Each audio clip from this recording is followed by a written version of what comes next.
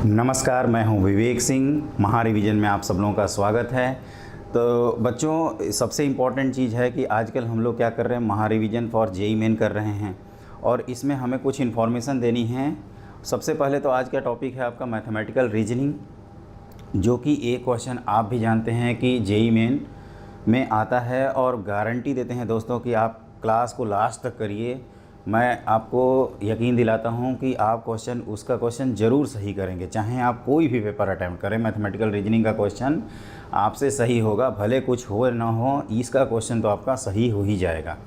तो दोस्तों, ये इन्फॉर्म करना था कि जैसा कि हम लोग जानते हैं कि 100 नंबर का जो पेपर है आपका मैथ्स का, उसमें जो हम लोगों ने रिवीजन प्लान 2020 में हमने उसको 2 पार्ट में डिवाइड कर रखा है। उसमें 40 नंबर की तैयारी आपके सौरभ सर के चैनल पे कराई जा रही है और इसमें कोर्स कौन कौन से टॉपिक्स कवर्ड हैं। तो आपका कोऑर्डिनेट ज्योमेट्री, जिसमें आता है straight line, circle, parabola, ellipse और हाइपरबोला। दूसरा आपका वेक्टर एंड 3D। तीसरा स्टैटिस्टिक्स एंड मैथमेटिकल रीजनिंग और मैट्रिसेस डिटर्मिनेंट। तो हम लोगों ने कोऑर्डिनेट में तो 5 टॉपिक और वेक्टर 3D और स्टैटिस्टिक्स ये ऑलरेडी कवर्ड हैं। हर टॉपिक से दोस्तों एक एक क्वेश्चन आएगा। कोऑर्डिनेट पे 5 टॉपिक मिला के 4 मिनिमम क्वेश्चन आएंगे, उससे ज़्यादा आ सकते हैं लेकिन 4 तो कंफर्म रहेंगे। तो आपसे ये रिक्वेस्ट है कि अब आप कहोगे कि सर ये 40 नंबर की आपने यहाँ तैयारी कर दी तो 60 नंबर मेरे कहाँ गए, हमें तो 100 नंबर पाना है, हमारा 60 नंबर कहाँ है, बताओ जल्दी बताओ। तो दोस्तों, वो 60 नंबर आपको मिलेगा, वो हमारे चैनल पे मिलेगा, फ्यूचर IITian विवेक सर। आप वीडियो को रोकिए, आराम से यूट्यूब पे सर्च मारिए फ्यूचर IITian विवेक सर, आपने हमें तो पहचान ही गए हैं। तो ये फ़ोटो आपको वहाँ दिखेगी, आप उसको सब्सक्राइब कर लीजिएगा। और वहाँ पे हम क्या क्या कवर करा रहे हैं, तो वहाँ पे दोस्तों हम कवर करा रहे हैं कैलकुलस, इंटायर कैलकुलस में इंटीग्रल ऑलरेडी कंप्लीट हो चुका है, डिफरेंशियल एक आज ख़त्म हो जाएगा आपका डिफरेंशियल कैलकुलस भी। उसके बाद हम कवर कराएंगे ट्रिगो और अलजेब्रा ऑलरेडी हमने डन कर रखी है। और सेलेक्टेड अलजेब्रा का जो 1 शॉट महा रिवीजन है वो भी हम कोशिश करेंगे कि आपको एग्ज़ाम के पहले मिल जाए, लेकिन हमने अलजेब्रा पूरा कवर कर रखा है दोस्तों। तो जिनको पढ़ना हो, जेईई मेन क्रैश कोर्स की जो प्लेलिस्ट है हमारे चैनल पर फ्यूचर IITian विवेक सर पे, उस पर जाएँ और उसको डिटेल में पढ़ लें। हाँ, ये है कि वो 1 शॉट रिवीजन नहीं है, आपको डिटेल में रिवीजन मिल जाएगा, तो वो अपने हिसाब से टाइम में एडजस्ट कर सकते हैं। दोस्तों, अब हमारा और सौरभ सर का यही ऑब्जेक्टिव है कि आप ज़्यादा से ज़्यादा PCM में स्कोर करें। हमारा टैगलाइन है अब की बार 200 पार। 300 में आपको 200 पार मारना ही है। और जेईई एडवांस की तैयारी के लिए आप एकदम टेंशन ही मत लीजिए, मतलब छोड़ दीजिए वो हम पे। यकीन मानिए दोस्तों, आप जेईई मेन दे कर आना, एडवांस में विवेक सर को यकीन करना, विवेक सर पे ट्रस्ट रखो, फ्यूचर IITian विवेक सर को सब्सक्राइब करके उसमें हम महा मैराथन रिवीजन क्लासेस कराएंगे। उसमें टैगलाइन होगी अब की बार 90% पार, परसेंटेज, क्योंकि एडवांस का पेपर हम लोगों को पता नहीं है कि कितने मार्क्स का आता है, तो वो 90% वाला टारगेट रहेगा। और आपको दोस्तों पता है कि एक सब्जेक्ट में भी आपने 94 दिया ना, तो समझ जाइए कि आपकी 1000 के रैंक का एक से लेकर 1000 के अंदर रैंक आ जाएगी हर हाल में, तो वो रहेगा। लेकिन उसके लिए दोस्तों आपको थोड़ा सा ग्रिप अप करना होगा। अभी जितना टाइम बचा है, सारा ध्यान इधर उधर का डिस्ट्रैक्शन को छोड़ दीजिए, है ना, और एकदम आप पढ़ाई पे फोकस करिए, बाउंस बैक मारिए दोस्तों। एक दिन एक टर्निंग पॉइंट, 1 सेकेंड में लाइफ चेंज हो जाती है। तो ये छोटी सी चीज़ तो आपको चेंज हो ही जाएगी। एक कहावत है, कहते हैं ना, समा बुझ जाए तो फिर भी जल सकती है, किश्ती तूफ़ानों से गुजर सकती है, मायूस न हो न इरादे बदल, ये तो तकदीर है पल भर में बदल सकती है दोस्तों। तो ये चीज़ आप ध्यान रखिएगा। हमारा सौरभ सर का एक ही ऑब्जेक्टिव है कि इस बार हमारे जो स्टूडेंट हैं वो 200 पार करें, और 200 पार में एक टॉप NIT तो मिल ही जाएगी। अब कहोगे कि सर हम तो एडवांस के लिए आए थे, तो एडवांस की दोस्तों हम तैयारी कराएंगे। एक बार आप हम पे ट्रस्ट तो करिए, हमारे चैनल को फ्यूचर IITian को सब्सक्राइब कर लीजिए, उसको छोड़िए मत, और वहाँ की क्लासेस करिए। रिस्क मत लीजिए कि सर ये चांस ले रहे हैं कि अरे ये तो हो ही जाएगा, कोई चांस नहीं। अब की बार 200 पार मारना है तो मारना है, इसके लिए बहाना नहीं मार सकते दोस्तों। हमने दिन रात एक कर रखी है, तो आप क्यों पीछे हटेंगे? क्यों पीछे हटेंगे? आपको लाना होगा। आपने जेईई इसीलिए सेलेक्ट किया था कि हम IITian बने, और IITian हम आपको बनवा के रहेंगे दोस्तों। ये चीज़ ध्यान रखिएगा, वो छूटना नहीं चाहिए आपसे। सौरभ सर आपसे जो कह रहे हैं उसको करते जाइए, और मैथ्स में हमारे ऊपर यकीन रखिए।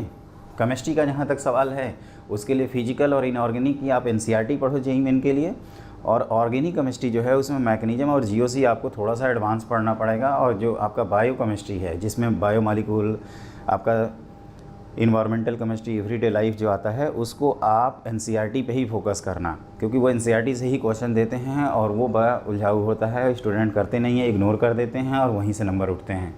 तो ये चीज़ करिए, है ना। हम लोग अब की बार आपको एडवांस में 90% पार तो दिखवा ही देंगे, उसके लिए दिलवा ही देंगे दोस्तों। लेकिन आपको हमारे चैनल को, फ्यूचर आईआईटीएन को, मैं उम्मीद करता हूँ कि अभी तक आपने सब्सक्राइब कर लिया होगा। अब मैं टॉपिक कंटिन्यू करता हूँ। तो देखिए, ये मैथमेटिकल रीजनिंग में हम क्या क्या बताएंगे आपको, वो सुनिए ध्यान से। सबसे पहले तो ये क्या है इसके बारे में बता देंगे। मैथमेटिकल रीजनिंग का मतलब होता है मैथमेटिकल लॉजिक, और ये बहुत घल्लू पल्लू टाइप का क्वेश्चन है दोस्तों, मतलब टॉपिक है। आप बस जितनी क्लास चल रही है ना, उसको पेशेंस मार के, चुप मार के कहीं खोपचे में बैठ जाइए और आराम से उसको आराम से पढ़िए, है ना। चिल्पों करने की कोई ज़रूरत नहीं है, आप पे पढ़िए। और अगर आपसे क्वेश्चन नहीं होता है तो आप मेरा नाम बदल देना, इतना मैं डंके की चोट पे कह सकता हूँ। तो ये चीज़ है दोस्तों। तो मैं ये कह रहा था कि मैथमेटिकल लॉजिक क्या है। तो जैसे 2 + 2 = 4 देते हैं ना हम लोग, तो उसके पीछे एक लॉजिक होता है कि हाँ, सम आता है 4। तो इसमें क्या क्या पढ़ना है, पहले तो मैथमेटिकल रीजनिंग है क्या, दूसरी चीज़ स्टेटमेंट के बारे में उसमें पढ़ेंगे, स्टेटमेंट क्या होते हैं। अगली चीज़ पढ़ेंगे वैलिड और इनवैलिड स्टेटमेंट क्या होते हैं। फिर सिंपल और कंपाउंड स्टेटमेंट क्या होते हैं। सिंपल से ही हम जाते हैं कंपाउंड पे, तो कुछ ऐड वैड करके जाते हैं, उसी को बोलते हैं लॉजिकल कनेक्टिव्स या सिंपली लॉजिकल ऑपरेटर आप बोल सकते हैं। और फिर अलजेब्रा ऑफ स्टेटमेंट पढ़ना है, और इसमें इतना ही करना है। तो 1 बाई 1 एक एक करके हम लोग एनालिसिस करते हैं। तो सबसे पहले आप हेडिंग लिखिए नोटबुक में, मैथमेटिकल रीजनिंग। क्लियर। देखो दोस्तों, दो तरह की रीजनिंग होती है मैथ्स में। एक होती है इंडक्टिव रीजनिंग, जो हम लोगों ने मैथमेटिकल इंडक्शन पढ़ा हुआ है, प्रिंसिपल ऑफ मैथमेटिकल इंडक्शन, ये उससे रिलेटेड है इंडक्टिव रीजनिंग। उसमें क्या होता है कि जैसे कुछ सर्टेन पार्ट को हम कंक्लूड करके एक जनरल कंक्लूजन ड्रॉ कर लेते हैं। जैसे आज हुआ, कल हुआ, परसों हुआ, जैसे सन राइजेज इन ईस्ट, वो आपके हर डे पे अप्लीकेबल है, तो वो एक कंक्लूजन है। तो हमने पार्टिकुलर से जनरल की तरफ गए तो एक कंक्लूजन के तौर पे किया, तो इंडक्टिव मतलब इंड्यूस किया, क्रिएट किया। और डिड्यूस मतलब होता है डिडक्टिव रीजनिंग, मतलब आपका जो मैथमेटिकल रीजनिंग है वो डिडक्टिव रीजनिंग का ही पार्ट है। जब एक जनरल पार्ट से एक पार्टिकुलर केस पे अप्लाई करोगे तो उसी को कहते हैं, मतलब जस्ट रिवर्स। मतलब इसमें क्या है, तो स्क्वायर किसी भी रियल नंबर का करिए तो ग्रेटर देन और इक्वल टू 0 हो जाएगा। तो आप कहोगे कि सर वो स्क्वायर आप 2 का करिए, -2 का करिए, पाई का करिए, किसी का भी करिए, कोई भी रियल नंबर होगा तो उसका स्क्वायर ग्रेटर देन और इक्वल टू 0 होगा। मतलब रियल नंबर के हर सेट पे वो अप्लीकेबल है, मतलब ये कंक्लूड किया हमने, डिड्यूस किया, तो उसी को कहते हैं डिडक्टिव रीजनिंग। तो अब एक एक करके हम 1 बाई 1 स्टार्ट करते हैं। देखिए, यही चीज़ कुछ लिख रखे हैं ताकि आपका टाइम बचे। स्टेटमेंट क्या होता है, तो एक ऐसा सेंटेंस, मतलब एक ऐसी चीज़। सेंटेंस क्या होता है भाई, तो group of word which convey some meaning. तो एक ऐसा ग्रुप ऑफ वर्ड जो आपका हमेशा या तो ट्रू हो या तो हमेशा फॉल्स हो, तो उसी को कहते हैं स्टेटमेंट। दोनों नहीं होना चाहिए, है ना। A statement which is either true और false is called, but can not be both are called statement. मतलब एक ऐसा सेंटेंस जो हमेशा ट्रू हो या हमेशा फॉल्स हो, उसी को कहते हैं स्टेटमेंट।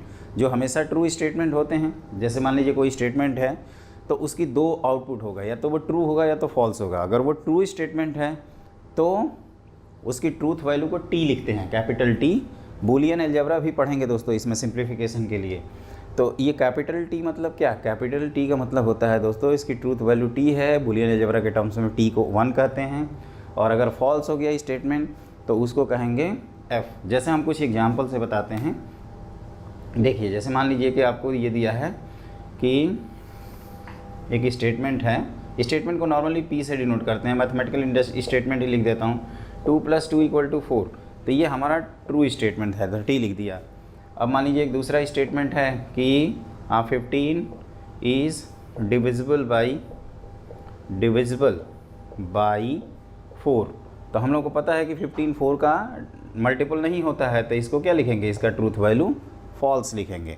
तो अगर ट्रू स्टेटमेंट होगा तो उसी को कहते हैं वैलिड स्टेटमेंट, और अगर फॉल्स होगा तो उसी को कहते हैं इनवैलिड। तो आप चाहें तो ये लिख सकते हैं कि if statement is true then short में लिख लीजिए, उसको कहा जाता है वैलिड स्टेटमेंट। और यहाँ पे अगर फॉल्स है तो उसको कहेंगे इनवैलिड स्टेटमेंट। क्लियर। अब देखो दोस्तों, इसमें क्या होता है कि 2 तरीके के स्टेटमेंट होते हैं बच्चों।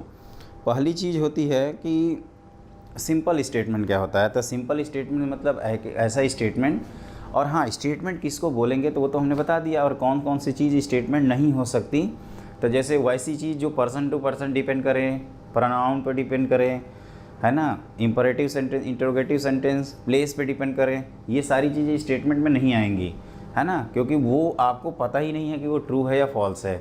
जैसे मैथमेटिक्स इज़ फन, ये किसी के लिए सही है, किसी के लिए गलत है, तो ये स्टेटमेंट नहीं है ना, ये पर्सन टू पर्सन चीज़ डिपेंड करती है।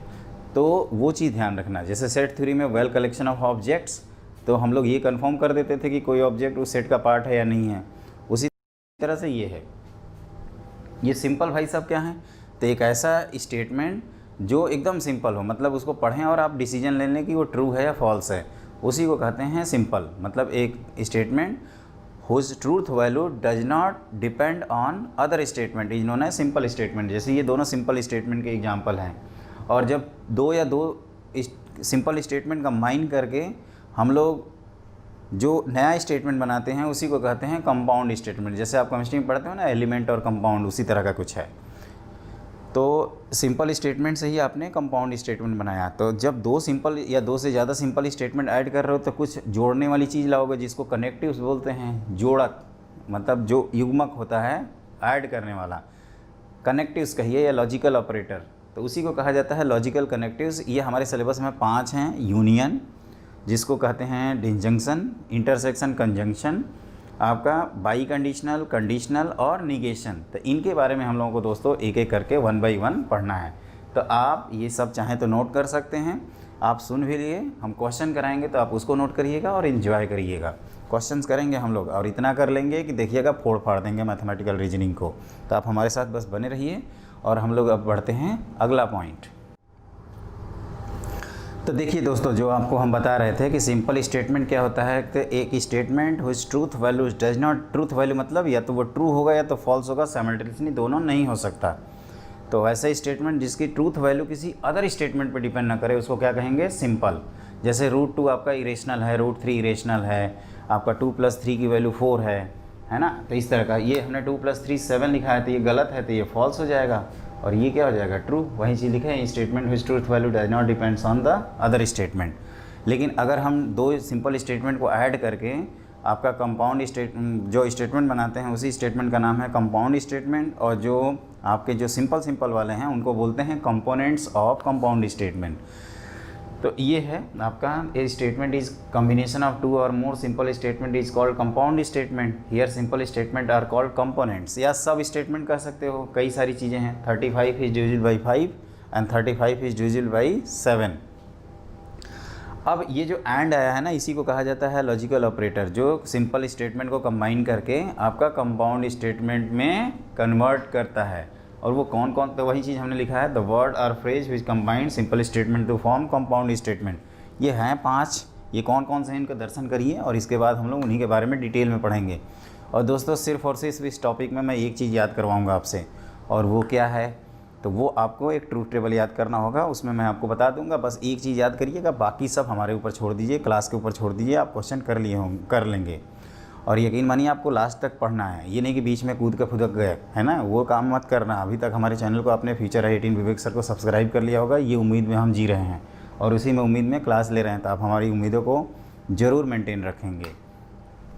तो देखिए, ये मैं कह रहा हूँ कि जैसे वो कौन कौन से 5 हैं, तो देखो ये कि ये है, जैसे हम लोग यूनियन बनाते हैं ना, तो ऐसे उल्टा वी बना देना, इसी को कहते हैं कंजंक्शन, है ना। अब एक एक करके बता देता हूँ। इसको यूनियन पढ़ेंगे, इसको क्या कहते हैं? सर ये अपना यूनियन नहीं है दोस्तों, ये है आपका इंटरसेक्शन। ये है यूनियन, उल्टा बोल दिया।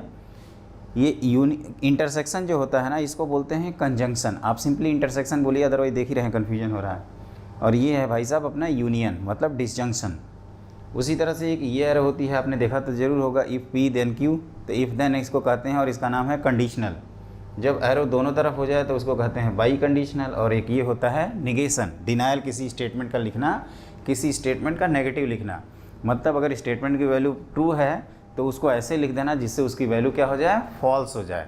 तो that is negation. Tilde operator ऐसे, ये वेव नहीं है, ये छोटा वाला टिल्ड है जो कंप्यूटर में कीबोर्ड पर लेफ्ट साइड में ऊपर बना रहता है, टिल्ड ऑपरेटर कहते हैं इसको। ये पढ़ क्यों रहे हैं? तो ये आप जब कॉलेज में जाओगे, कंप्यूटर साइंस लोगे, तो उसमें एक डिस्क्रीट मैथमेटिक्स है, वो पढ़ना पड़ेगा आपको, और उसका पहला टॉपिक ही यही है। तो यहाँ से पढ़ के जाओगे तो काफ़ी फेमिलियर रहोगे। और दूसरा कि हमें जेईई मेन में टॉप करना है, इसलिए हम पढ़ रहे हैं। तो ये चीज़ हमने बता दिया। अब इनके बारे में पढ़ेंगे, इनका कहते क्या हैं, इनका सिंबल क्या होता है, वो सारी चीज़ें लिखेंगे और इन सब के ट्रूथ टेबल पढ़ेंगे। उससे आपका लगभग 50% काम हो जाएगा। तो अब आप लिखिए हेडिंग लॉजिकल कनेक्टिव्स। तो देखिए दोस्तों, अगला हमने कहा था कि आपको 5 पढ़ने हैं। एक होता है आपका एंड। पहले तो इसका सिंबल देखिए, इंटरसेक्शन, मतलब इस तरह से बना देंगे, है ना, वी बनाते हैं। थोड़ा सा बड़ा लिख रहे हैं ताकि आपको दिखे, ज़रूरी नहीं है कि उसको फ्लैट करके लिखेंगे। जैसे वी लिखते हो ना, तो उसको पलट के लिख दो। और इसका नाम है कंजंक्शन। कंजंक्शन, जैसे मान लीजिए कि 2 स्टेटमेंट हैं पी और क्यू, तो उसको इस तरह से लिखा जाएगा। क्लियर। और उसी तरह से और है, तो इसको हम लोग कहते हैं यूनियन। इसका नाम होता है डिसजंक्शन। क्या नाम होता है? डिसजंक्शन। और ये अपना इस तरह से लिखा जाएगा।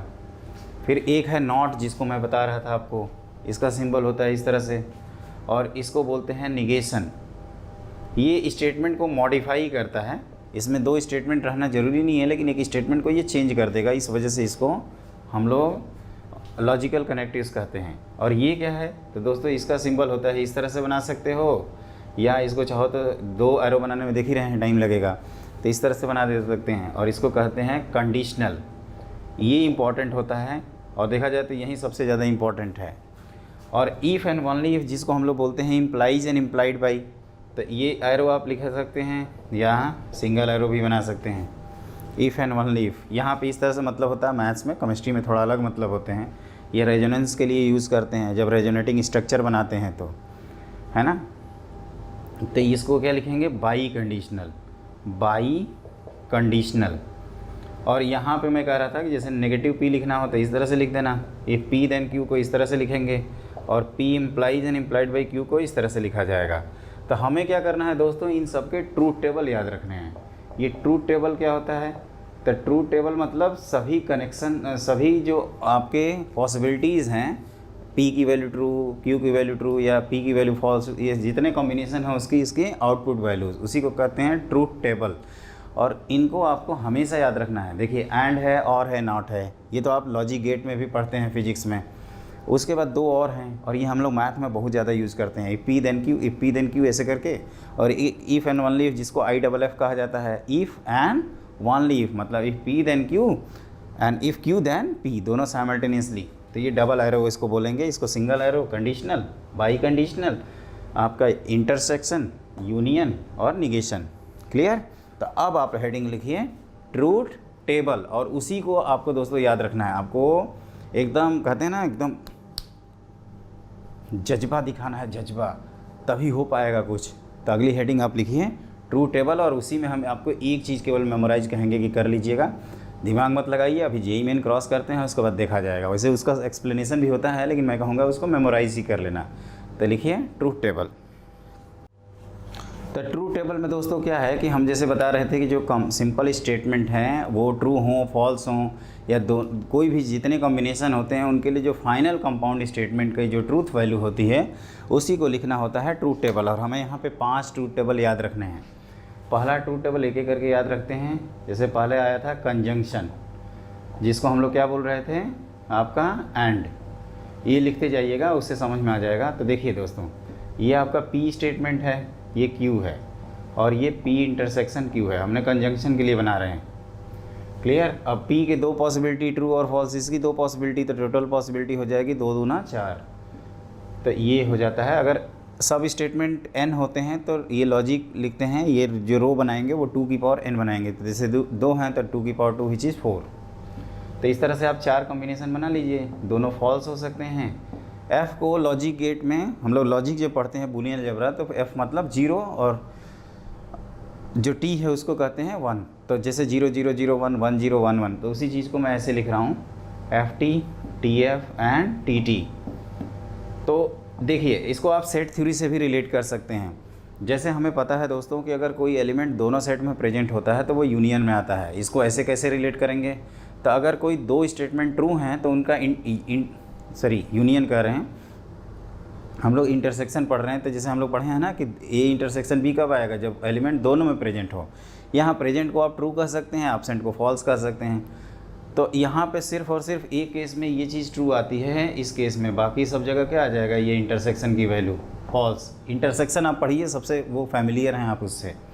दूसरा है आपका कंजंक्शन के बाद हो गया डिसजंक्शन। डिसजंक्शन क्लियर, जिसको हम लोग क्या बोल रहे थे, और मतलब यूनियन अपना। तो इसके भी लिए भी बनाओ, तो ये P है, ये Q है, और ये P यूनियन Q है। तो इसमें क्या होता है दोस्तों, ऐसे 4 पॉसिबिलिटी बना लेंगे आप आराम से, ऐसे 4 लिख लीजिए, FF, FT है ना, TF एंड TT। तो आप कहोगे कि सर ये एक जगह फॉल्स होगा और 3 जगह क्या होता है, ट्रू होता है। तो ये हो गया आपका यूनियन का ट्रूथ टेबल। तीसरा होता है आपका निगेशन। निगेशन में क्या होता है दोस्तों कि नेगेटिव कर रहे हैं, तो आप कह सकते हो यहाँ केवल 2 ही पॉसिबिलिटी है, ये नेगेटिव P, तो अगर ये ट्रू है तो ये फॉल्स, और अगर फॉल्स है तो ट्रू। क्लियर, ये है निगेशन। फोर्थ क्या होता है आपका कंडीशनल। इसी में हम आपको कहेंगे कि याद करिएगा कंडीशनल। कंडीशनल मतलब P इम्प्लाइज Q, इसको ऐसे पढ़ते हैं इफ P देन Q। अगर P एजम्पशन कहा जाता है और Q कंक्लूजन कहा जाता है। तो इसमें आपको थोड़ा सा दिमाग लगाना पड़ेगा, इसके लिए हम जानबूझ के इन सबको अलग अलग बना रहे हैं ताकि आप कोई कन्फ्यूजन न रखें। तो P इम्प्लाइज Q, तो ये ऐसे 4 डब्बे बना दीजिए। क्लियर है ना, थोड़ा बड़ा बनाते हैं क्योंकि इसमें हाईलाइट करना होता है इसमें। तो एक डब्बा और हमने बड़ा बना दिया। तो देखिए वहीं फिर से पॉसिबिलिटी लिखा है FF, FT है ना। आप भी लिखते जाओ, आलस मत करो। आलस करोगे तो फिर सही नहीं होगा। इतना मेहनत कर रहे हैं आपके लिए, आपका भी तो फ़र्ज़ बनता है कि फ्यूचर आईटी विवेक सर को सब्सक्राइब कर लें और ये पूरा आराम से नोट करें। तो ये देखिए TT। अब दोस्तों ये सिर्फ़ और सिर्फ एक केस में फॉल्स होता है, जब आपका P ट्रू हो और Q फॉल्स हो और बाकी सब जगह ट्रू होता है। तो इसको हम लोग क्या लिखेंगे, फॉल्स लिखेंगे। ध्यान दीजिएगा, हम थोड़ा हाईलाइट कर देते हैं ताकि आपको याद रहे। जब पहला ट्रू दूसरा फॉल्स हो तो फॉल्स लिखेंगे, बाकी सब जगह ये ट्रू होता है। अब कहोगे कि सर समझ में नहीं आया। तो देखो दोस्तों, जब P अगर स्टेटमेंट फॉल्स होता है तो ओवरऑल तो ये ट्रू हो जाएगा, क्योंकि ये P इम्प्लाइज Q का मतलब होता है कि P if P then Q। जैसे आपसे हम कहते हैं कि इफ़ इट रेन्स देन 2 + 2 = 4। तो ये स्टेटमेंट हमेशा फॉल्स होगा, चाहे बारिश हो या ना हो, 2 + 2 4 तो होगा। तो आप कह रहे हो ना कि इफ़ इट रेन्स का कोई मतलब नहीं है। तो उसी तरह से अगर ये, लेकिन हाँ, अगर आपने कोई एजम्पशन सही लिया है, अगर आपने कोई एजम्पशन सही लिया है, इसको कहते हैं एजम्पशन, इसको कहते हैं कंक्लूजन, कि हम इसके बेसिस पे ये करेंगे। तो अगर हमने एजम्पशन सही लिया है और कंक्लूजन गलत ड्रॉ कर दिया, तब तो गलती हो गई ना अपने से। जैसे हम IIT की प्रिपरेशन कर रहे हैं और हमारा IIT में सिलेक्शन नहीं होता है, तो गलत होता है ना अपने साथ, कि सब लोग कहते हैं कि यार गलती किया इसने। अगर कोई स्टूडेंट IIT की प्रिपरेशन कर ही नहीं रहा है और उसका सिलेक्शन नहीं होता है, तो क्या है, वो तो सही है, वो तो कर ही नहीं रहा था शुरू से, क्या फ़र्क पड़ता है उसको। लेकिन अगर आप कर रहे हैं और आपका सिलेक्शन अगर बाई चांस नहीं, वैसे मैं नहीं चाहूँगा कि ऐसा कभी हो, लेकिन छोड़ो इसको, इस टॉपिक को, कंट्रोडिक्शन है, इसको इतना हमारी हिम्मत नहीं है कि हम स्टूडेंट से ये कह पाएँ, क्योंकि हम चाहते हैं कि हमारा हर स्टूडेंट सेलेक्ट हो जाए। तो दोस्तों मैं ये कह रहा हूँ कि अगर P ट्रू है और Q फॉल्स है तो भाई साहब फॉल्स हो जाएंगे, क्योंकि ये चीज़ें गलत हो जाएंगी। और बाकी सब जगह अब दोनों ट्रू हैं तो ट्रू होगा ही। अब मैंने कहा कि ये अगर फॉल्स हो गया तो कोई फ़र्क ही नहीं पड़ता। तो इसको आप याद कर लीजिएगा, इस पे आगे हम कहेंगे कि इसको ध्यान रखिएगा, मेमोराइज़ कर लीजिएगा, कुछ भी करिएगा। बस यही एक चीज़ है जो मुझे मैथमेटिकल रीजनिंग में आपको याद करानी है, बाकी हर चीज़ मैं एक्सप्लेन कर दूँगा आपको। तो देखिए अब ये एक और है ना, कौन गया, बाई कंडीशनल। तो बाई कंडीशनल को हम अलग से बना लेते हैं दोस्तों। इसको आप एकदम अच्छे से नोट कर लो। ये 5 आपके टेबल याद करने हैं। उसके बाद देखिए क्वेश्चन इतनी आसानी से हो जाएगा कि पूछिए मत। अब आप हेडिंग लिखिए truth table of by conditional. तो देखो दोस्तों, बाई कंडीशनल का मतलब दोनों तरफ से अब कंडीशन लगी है। जैसे P implies an implied by Q, इसका मतलब होता है, ये 3 लाइन का मतलब होता है लॉजिकल इक्विवेलेंट। मतलब इसका ट्रूथ टेबल लिखें या यहाँ जो लिखने जा रहे हैं उसका ट्रूथ टेबल लिखें, ये दोनों के दोनों क्या हो जाएंगे, इक्वल हो जाएंगे। तो ये हो जाता है P implies Q union, sorry intersection Q implies P। ये इंटरसेक्शन है दोस्तों, P implies Q intersection Q implies P। मतलब दोनों को लिख के और हम लोग क्या करेंगे, इंटरसेक्शन ले लेंगे। इंटरसेक्शन का रूल क्या था, जब दोनों ट्रू हों तो ट्रू, अदरवाइज सब फॉल्स। यूनियन का रूल क्या था कि मिनिमम एक ट्रू होना चाहिए ट्रू करने के लिए, और नॉट का तो पूछो ही मत, वो तो कुछ है ही नहीं। तो देखो इसको अब बनाते हैं पी क्यू, और अगला है आपका P इम्प्लाइज Q, फिर Q इम्प्लाइज P, और फिर P implies and implied by Q। Clear. तो एक एक करके इनको बनाया जाए। आप आराम से इन टेबल को बनाइएगा, देखिएगा सब समझ में आ जाएगा आपको, है ना। इसको एक डब्बे में पैक कर लेते हैं। तो देखो इसको हम बना दे रहे हैं आराम से। तो इसके वहीं 4 पॉसिबिलिटी लिख लिए, FF, FT, TF और TT। TF और क्या लिख दिया हमने, TT लिख दिया। क्लियर। अब देखिए P इम्प्लाइज Q को जाना है, तो ट्रू से फॉल्स जाओगे तो हमने क्या बोला था, ये फॉल्स हो जाएगा और बाकी सब जगह ट्रू हो जाएगा। यहाँ क्या करेंगे, Q से जब P जाएंगे तो ये फॉल्स होगा ना, जैसे मैं आपको याद करवाया था, बाकी सब जगह क्या होगा, ट्रू होगा। अब इन दोनों का हमें क्या करना है, इंटरसेक्शन लेना है। तो दोनों ट्रू, तो ट्रू फॉल्स फॉल्स, क्योंकि एक फॉल्स एक ट्रू है और यहाँ पे ट्रू। तो दोस्तों एक चीज़ आपको क्लिक कर जाएगी यहाँ पे, टिट फॉर टैट वाला। जैसे अगर ये फॉल्स है और ये फॉल्स है तो ओवरऑल ट्रू आ रहा है। यहाँ से देखो, इसको ऐसे रिलेट करो, और जब एक दूसरे को कॉन्ट्राडिक्ट कर रहे हैं, मतलब एक ट्रू एक फॉल्स, तो ये फॉल्स हो जा रहा है, और जब दोनों ट्रू हैं तो ये ट्रू आ रहा है। तो टिट फॉर टैट याद रखिएगा। क्लियर। तो अब अगला लिखेंगे आप heading logical equivalence. Logical equivalence, जैसे लॉ ऑफ इक्विवेलेंस पढ़ते हो ना केमिस्ट्री में, इक्विवेलेंट वेट में, उसी तरह से ये लॉजिकल इक्विवेलेंस क्या है। तो लॉजिकल इक्विवेलेंस दोस्तों, हम लोग 2 स्टेटमेंट को लॉजिकली इक्विवेलेंस कहते हैं if they have same truth table. आप चाहें तो इसको लिख सकते हैं 2 स्टेटमेंट्स। ये आपके कंपाउंड हों सिंपल हों कोई फ़र्क नहीं पड़ेगा, ये 2 कंपाउंड स्टेटमेंट लिखना चाहिए। 2 compound statement are logically equivalence if they have same truth table. तो अब हम इसमें बताते हैं कि जैसे हम आपको एक चीज़ लिख के बताते हैं कि ये जो P इम्प्लाइज Q है ना, इसको लॉजिकली हम लोग निगेशन P यूनियन Q भी लिखते हैं। अब ये कैसे कन्फर्म होगा, तो ट्रूथ टेबल से कन्फर्म हो जाएगा। तो इसको मैं बताता हूँ इसका नेक्स्ट प्रूफ। तो लिखिए अगला पॉइंट। तो देखो दोस्तों, हम आपको बता रहे थे लॉजिकल इक्विवेलेंस क्या होता है। तो 2 कंपाउंड स्टेटमेंट हैं, P और Q इन्वॉल्व है, 2 की ही बात करते हैं, दूसरे में P Q इन्वॉल्व है।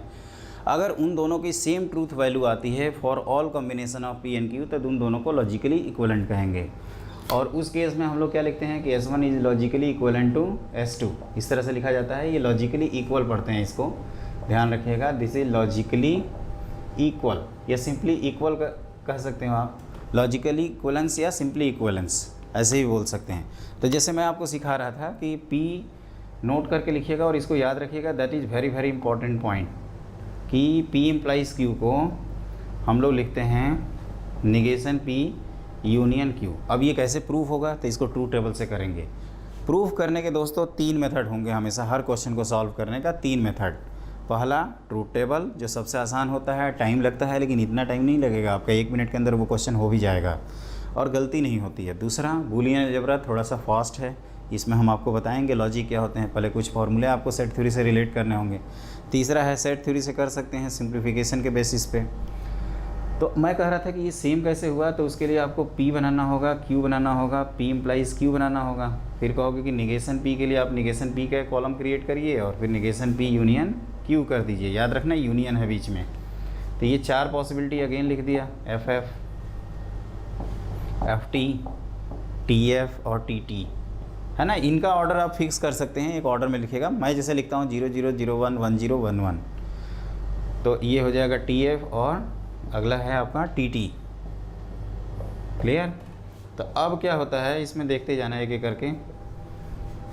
हमने FF किया तो ये तो मैंने याद करा दिया था ना कि इस केस में आपका फॉल्स, बाकी 3 जगह ट्रू।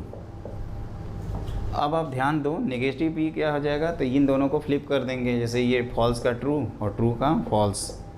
अब इनको देखना है दोस्तों, इनका यूनियन लेना है। तो ट्रू और फॉल्स का यूनियन क्या होता है, ट्रू। ट्रू और ट्रू का यूनियन ट्रू। ये मैं समझ में आ रहा है ना। F और F का यूनियन फॉल्स, यूनियन मतलब मिनिमम एक ट्रू, तो ये भी क्या हो जाएगा, ट्रू। तो आप इसको देखिए एक बार, इसको, और कहाँ गया, ये देखिए, ये दोनों आपको क्या दिखेंगे, सेम दिखेंगे। दिख रहा है TTFT, TTFT, दिख रहा है ना, तो हेंस ये दिस इज़ ट्रू। तो आप कह सकते हो, इसको याद रखना है। अब आगे इसको मैं डायरेक्टली यूज़ करूँगा। तो ये हो गया आपका लॉजिकली इक्वलेंस।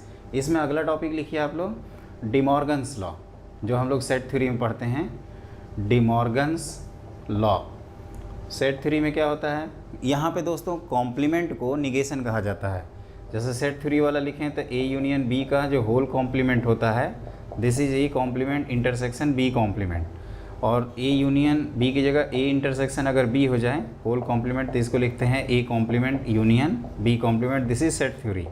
अब वही चीज़ यहाँ कैसे लिखेंगे, तो negation of P union Q लिखना हो दोस्तों, तो negation of P intersection negation of Q लिखेंगे। और निगेशन ऑफ पी यूनियन की जगह अगर इंटरसेक्शन हो गया तो इसको लिखा जाएगा negative P union negative Q.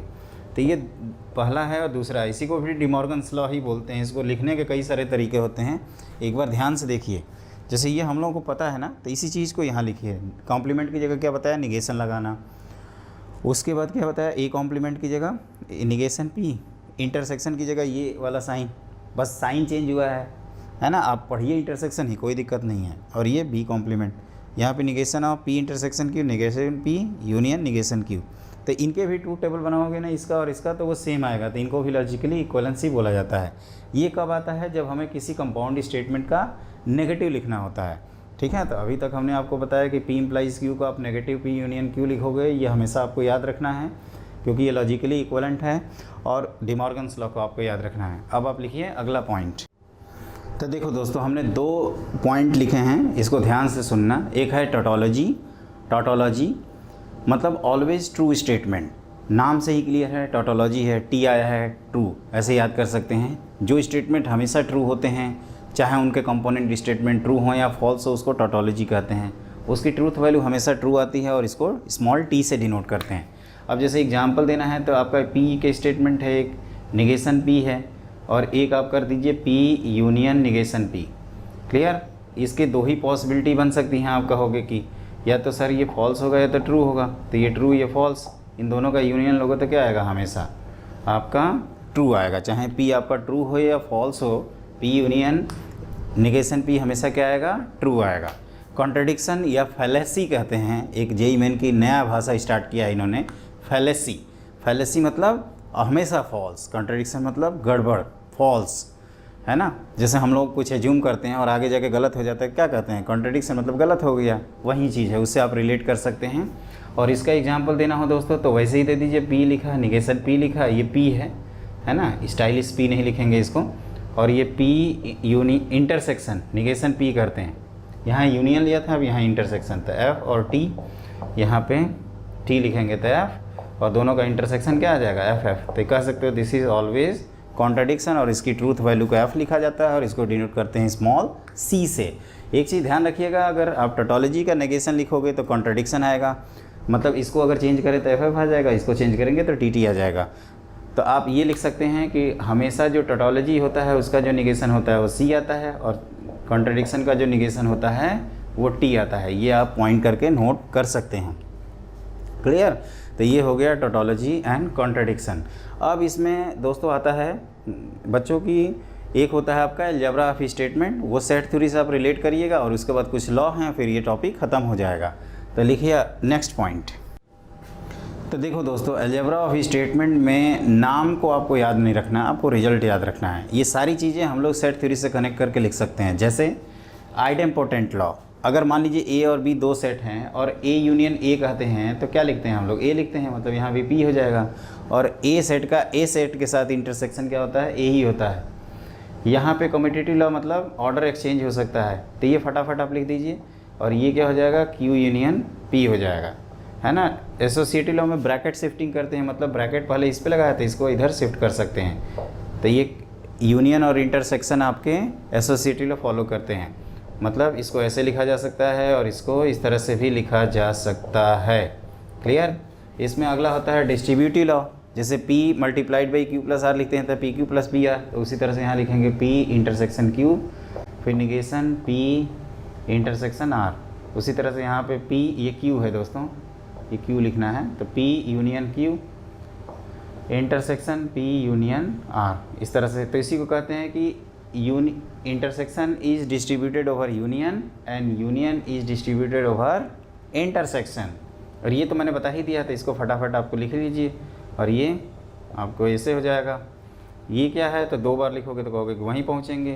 T मतलब टोटोलॉजी, यूनिवर्सल सेट की तरह डील कर सकते हैं। तो किसी भी सेट का यूनिवर्सल सेट के साथ इंटरसेक्शन वो सेम आता है, यूनियन यूनिवर्सल सेट आ जाता है, ये फाई आता है और ये कितना आता है, ये तो आप कहोगे पी ही रहता है। तो ये सारी चीज़ें आप सेट थ्योरी से रिलेट कर सकते हैं। मैं एक जगह एनालॉजी बता दूंगा आपकी। यूनिवर्सल सेट का मतलब टोटोलॉजी, कहीं भी कॉन्ट्राडिक्शन है तो उसको फाई मतलब empty set, null set, void set की तरह डील करना। और एफ़ को आपको एफ़ जब भी आ जाए मतलब आपको सी लिख देना है, मतलब फाई लिखना है सेट थ्योरी की भाषा में। ये मैं एक एक करके रिलेट करवाऊंगा। अब इसके बाद क्या होता है ना दोस्तों, मैंने कहा था ना बाई कंडीशन जो कंडीशनल होता है उसके 3 पार्ट होते हैं, इन्वर्स, कन्वर्स और कंट्रापॉजिटिव। और वहीं से एक आता है रूल लॉ ऑफ कंट्रापॉजिटिव। और ये आपका टॉपिक ऑलमोस्ट डन।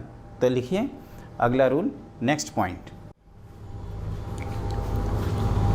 तो देखिए दोस्तों, अब क्या है कि हमें अगला टॉपिक पढ़ना है जो कि बहुत ही ज़्यादा इंपॉर्टेंट है और यहीं से अपने क्वेश्चन की सीरीज स्टार्ट हो जाएगी। और एक चीज़ और मैं दोस्तों बता दूं, अभी तक जितना मैंने बताया है वो क्वेश्चन में आपको कंफर्ट हो, आप सारे क्वेश्चन कर लें इसलिए बताया है। मैं अगर डायरेक्टली क्वेश्चन कराऊंगा तो आप कहोगे 4 क्वेश्चन याद रखोगे, 5वें में फंस जाओगे। आपको हमने की पॉइंट बता दिया और की पॉइंट है आईआईटी है, ये ध्यान रखना। तो मैं ये कह रहा हूँ कि कन्वर्स, जैसे पी इम्प्लाइज क्यू दिया है तो इसी को कहते थे कंडीशनल। अब इसका कन्वर्स मतलब एरो रिवर्स करना। तो converse of P implies Q कोई कहता है तो इसको तुरंत लिख देंगे क्यू इम्प्लाइज पी। अगर इन्वर्स ऑफ कोई पी इम्प्लाइज क्यू कहता है तो इसमें क्या करना है, दोनों को नेगेटिव बना दो। और कंट्रा पॉजिटिव ऑफ पी इम्प्लाइज कोई क्यू कहे तो इसको आप क्या करिए, दोनों काम कर दीजिए, मतलब उल्टा भी करेंगे और नेगेटिव भी लगाएंगे। क्लियर? तो यही होता है कन्वर्स मतलब एरो की डायरेक्शन उल्टा, इन्वर्स मतलब दोनों को नेगेटिव बना देना इसी में, और कंट्रा पॉजिटिव मतलब दोनों काम करना, मतलब उल्टा भी करना है और नेगेटिव भी लगाना है।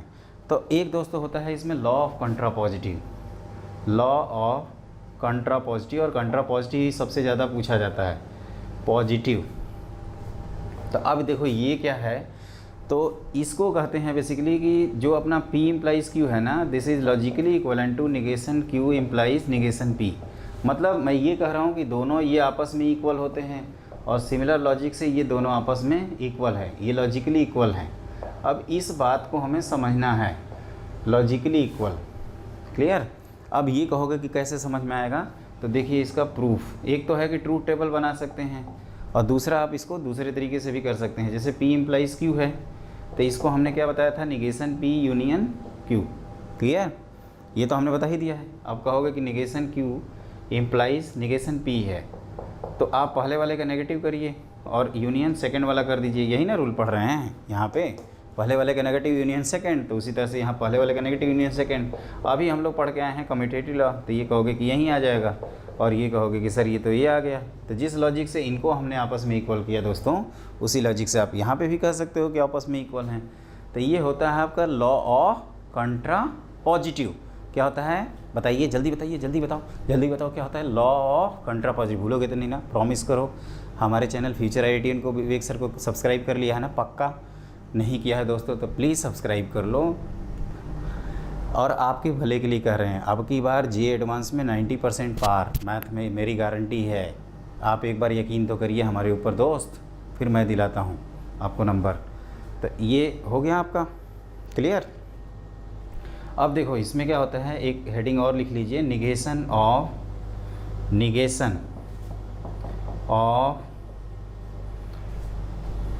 Conditional statement. कंडीशनल स्टेटमेंट, किसी भी कंडीशनल स्टेटमेंट का नेगेटिव कैसे लिखेंगे उस चीज़ को हम लोग देखना चाहते हैं, मतलब ये लिखना चाहते हैं। क्लियर? तो हमने अभी पढ़ा है दोस्तों कि इसको लिखते हैं निगेशन P यूनियन Q, और डिमॉर्गन्स लॉ लगाएंगे तो P इंटरसेक्शन निगेशन Q हो जाएगा। सबसे इम्पॉर्टेंट ज़रूरी बात ये हो जाती है मेरे बच्चों की, आप जैसे निगेशन जब लिखते हो ना तो इफ़ देन का निगेशन इफ़ देन आता ही नहीं है। क्या आता है, P एंड नॉट Q। ये ध्यान रखना, इफ़ देन में नहीं आएगा। तो अब हम लोग एक पहले इन दोनों पे एक एक क्वेश्चन कर लेते हैं और उसके बाद मैं आपको बताऊंगा बूलियन अलजेब्रा, और उसके बाद हम लोग करेंगे अपने लाइन से क्वेश्चन। तो आप लिखिए क्वेश्चन पहले लिखिए।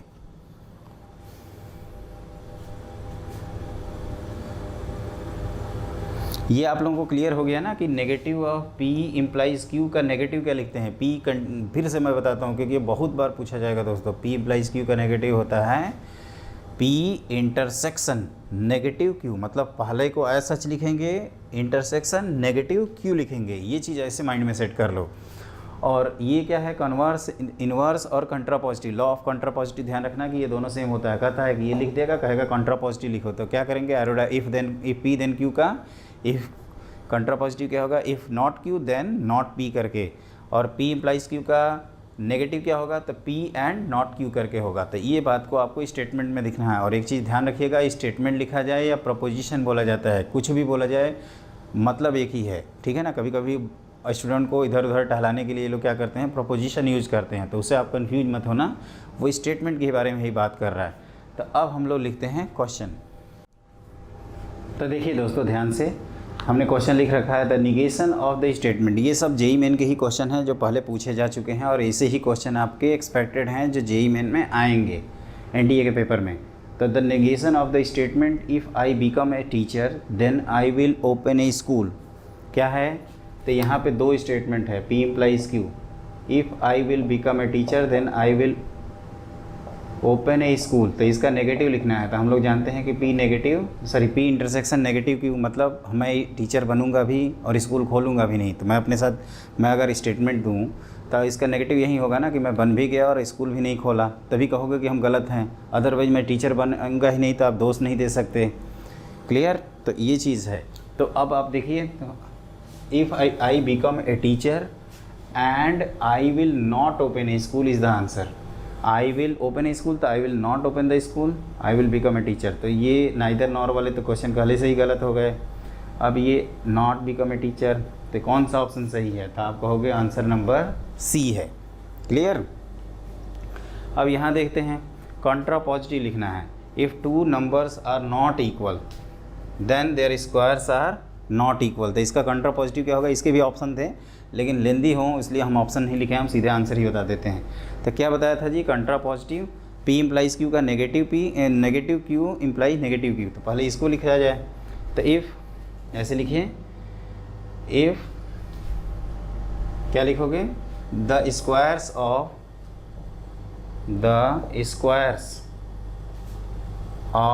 To numbers are equal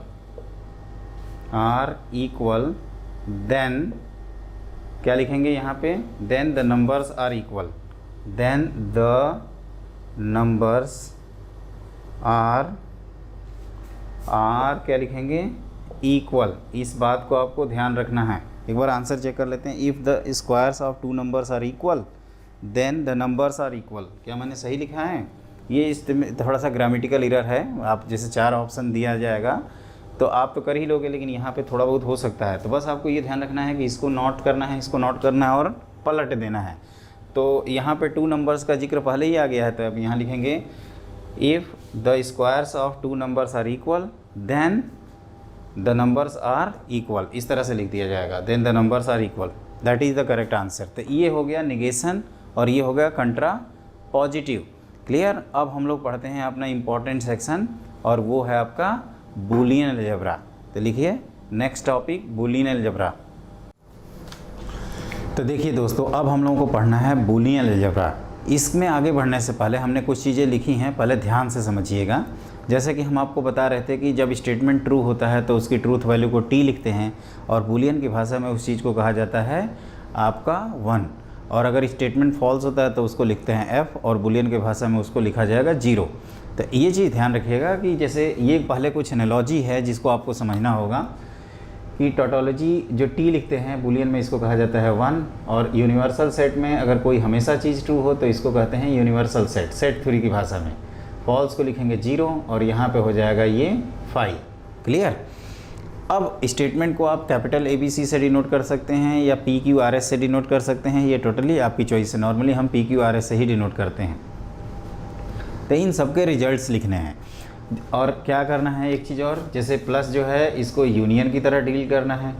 this is union, और इनटू जो है इसको इंटरसेक्शन, ये ध्यान रखिएगा, मल्टीप्लिकेशन का मतलब इंटरसेक्शन। जैसे अगर मान लीजिए इस तरह से अगर हमने कहीं लिखा तो this equivalent to P intersection Q, और P प्लस Q लिखा, this is equivalent to P union Q। तो इस बात को आपको याद रखना है।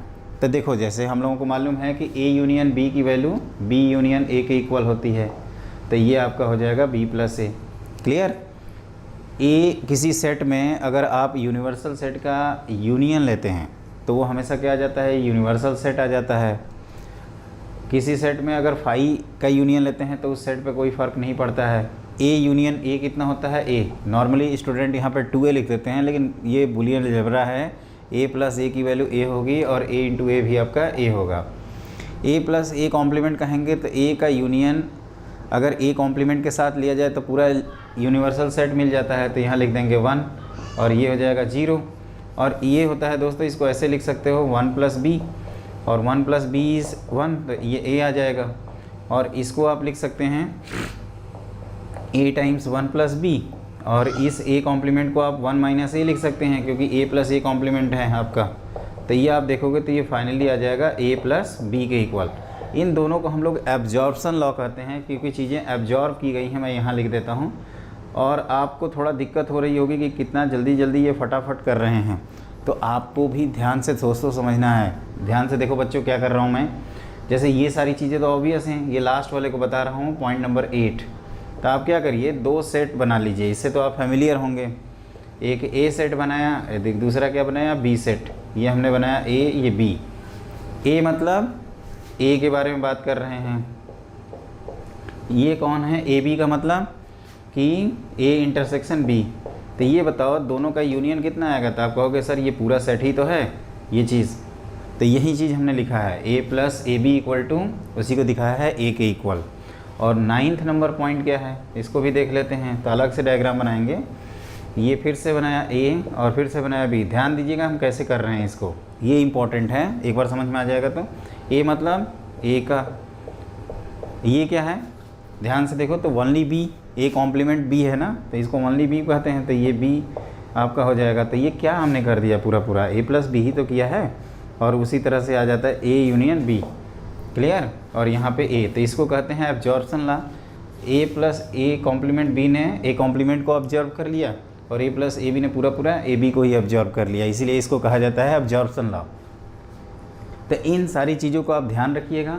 इसमें एक जगह आएगा हम लोगों को डिमॉर्गन्स लॉ लिखने को, क्योंकि वो बहुत ज़्यादा ज़रूरी होगा, तो इसको मैं बता ही देता हूँ।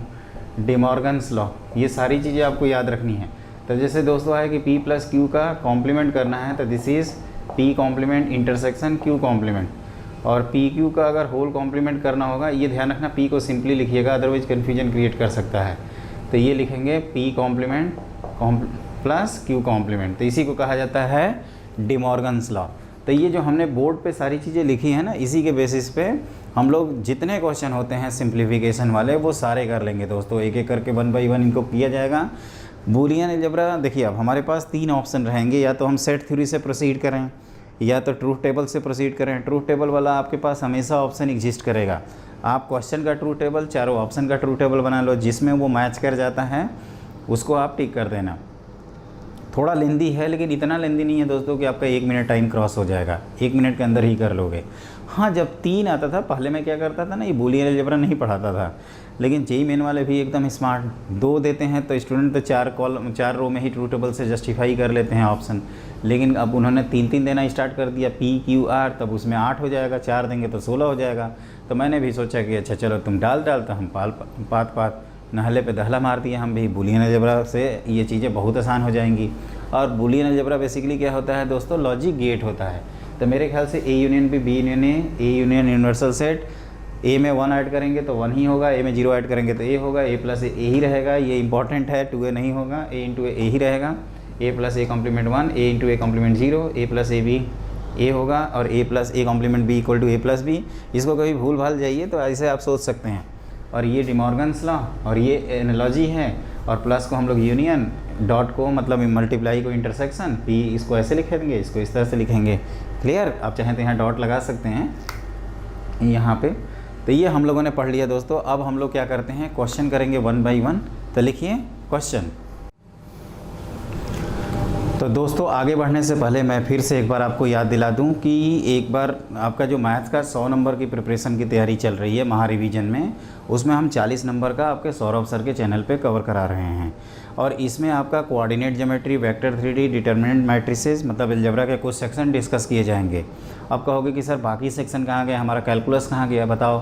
तो कैलकुलस की दोस्तों तैयारी कराई जा रही है वो हमारे चैनल पे फ्यूचर IITian विवेक सर। क्या बोला मैंने चैनल का नाम, जल्दी बताओ, फ्यूचर IITian विवेक सर। तो मैं पूरी उम्मीद करता हूँ दोस्तों कि आप फ्यूचर IITian विवेक सर को ज़रूर सब्सक्राइब किए होंगे, मिस आउट मत करिएगा उसको, क्योंकि देखिए हम आपके लिए इतनी मेहनत कर रहे हैं तो आपको भी मेहनत करनी होगी हमारे लिए थोड़ा बहुत। आपको हमें हमारे चैनल को सब्सक्राइब करना होगा और आपके जो भी जूनियर हैं, सीनियर हैं, फ्रेंड्स हैं, उनसे शेयर करना होगा कि अगर मैथ्स में फोड़ना चाहते हो, मैथ्स में एक्सेल करना चाहते हो, मैथ्स में तबाही मचाना चाहते हो, मैथ्स में सुनामी लाना चाहते हो, कॉन्टैक्ट टू विवेक सर। और हमारा सौरभ सर का इस बार टैगलाइन है अब की बार 200 पार, मतलब जो भी स्टूडेंट हम लोगों से पढ़े उसके जेईई मेन में 200 पार किसी भी हाल में स्कोर हो जाए। और मैथ्स में जहाँ तक बात करें दोस्तों, अगर मैं मैथ्स की अगर बात करूँ तो मेरा अगर महा रिवीजन का क्रैश कोर्स कर लेते हैं और इसके एडिशनली मैंने अगर 10 क्वेश्चन कराए हैं तो 10 क्वेश्चन आप प्रीवियस ईयर जेईई मेन का कर लीजिए।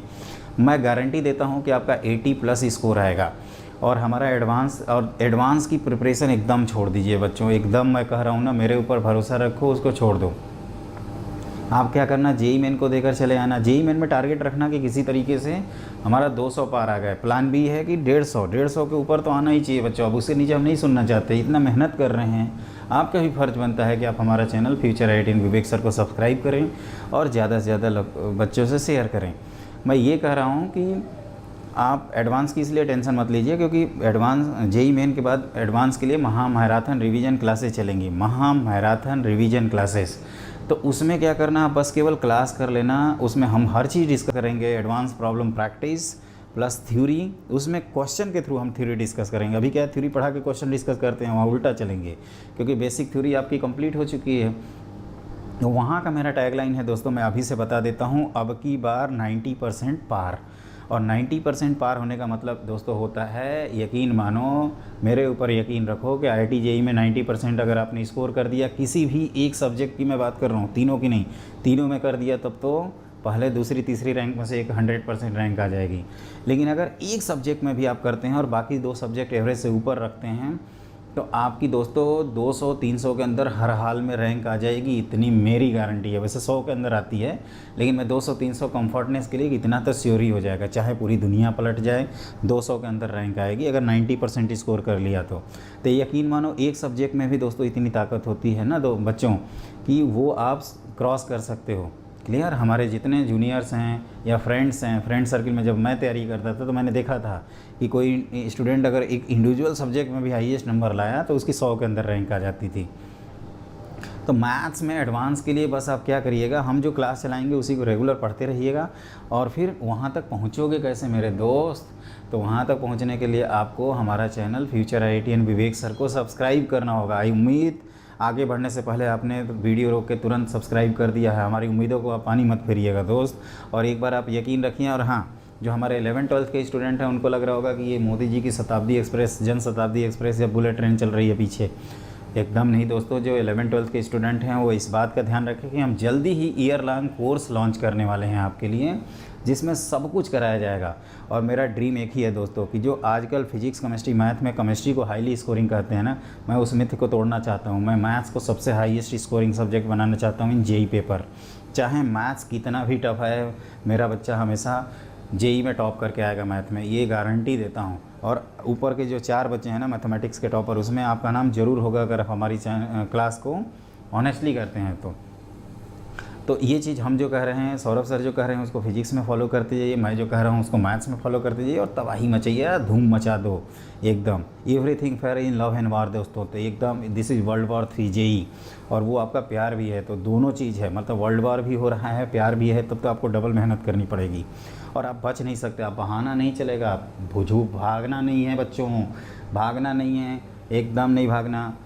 हम आपके लिए इतनी मेहनत कर रहे हैं तो क्या आपका 1% भी फ़र्ज़ नहीं बनता है कि आप हमारे चैनल को सब्सक्राइब करें और हमारे को सपोर्ट करें। प्लीज़ सपोर्ट अस एंड स्वस्थ रहिए, मस्त रहिए, पढ़ाई में व्यस्त रहिए। अब हम क्लास में क्वेश्चन स्टार्ट करते हैं और एकदम टॉपिक के बाद में ही अब सांस लेंगे। तो देखिए ये आपको दिया हुआ है negation of P union Q union negation P intersection की इज लॉजिकली इक्वलेंट टू। तो ट्रू टेबल मेथड ये होता है दोस्तों, आप बना लेना कि पहले पी यूनियन क्यू बनाना, फिर उसका नेगेटिव करना, फिर नेगेटिव पी बनाना, नेगेटिव क्यू और इनका इंटरसेक्शन, और फिर इन दोनों रिजल्ट्स का यूनियन ले लेना। थोड़ा लेंदी है लेकिन उससे भी हो जाएगा। अब हम लोगों ने बूलियन पढ़ा है, एक ब्रह्मास्त्र, तो अब इसको अप्लाई करते हैं। तो देखिए ध्यान से, negation P union Q union negative P intersection Q, इसको लॉजिकली क्या सिखाया था मैंने लिखने के लिए? तो पी यूनियन का मतलब प्लस, तो ये हमने पी प्लस क्यू लिख दिया। कॉम्प्लीमेंट का मतलब हमने बार लगा दिया, ये मतलब एक ब्रैकेट लगाया और बीच में प्लस लगा दिया। ये क्या है? तो पी बार है, और ये कौन है? तो मल्टीप्लाई क्यू है। क्लियर? इसको डिमॉर्गन से तोड़ेंगे तो ये पी बार क्यू बार और प्लस पी बार क्यू।